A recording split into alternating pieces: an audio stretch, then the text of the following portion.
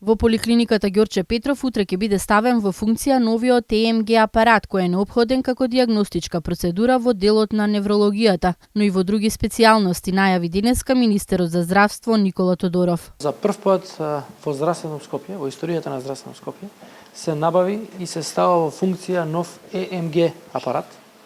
Апарат кој што е неопходен како дијагностичка процедура во делот на неврологијата, но и во други специјалности, и за кој има огромна потреба во Скопје, имајќи предвид дека на клиниката има два вакви апарати и има во 8 септември. Така да овој апарат сериозно ќе помогне да се забрза пристапот до овие услуги на пациентите, на оние пациенти кои што им е потребна ваква услуга, и на тој начин пациентите да добијат здравствена услуга побрзо и поблиску до своето место на живење.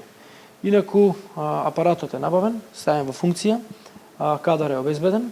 Докторката беше на обука во време трајање од 6 месеци, и тоа 3 месеци на клиниката во Скопје и 3 месеци во Словенија, со што комплетно се стекна со потребните знаења и вештини за работа на овој најнов и најсовремен ЕМГ апарат кој го имаме сега.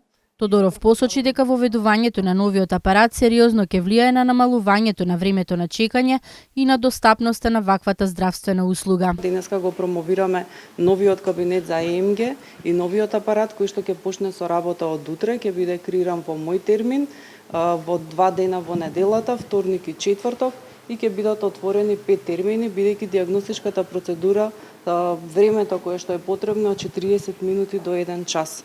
Значи ќе стартуваме со оваа динамика, ќе ја следиме потребата и доколку има потреба ќе отвараме и нови термини.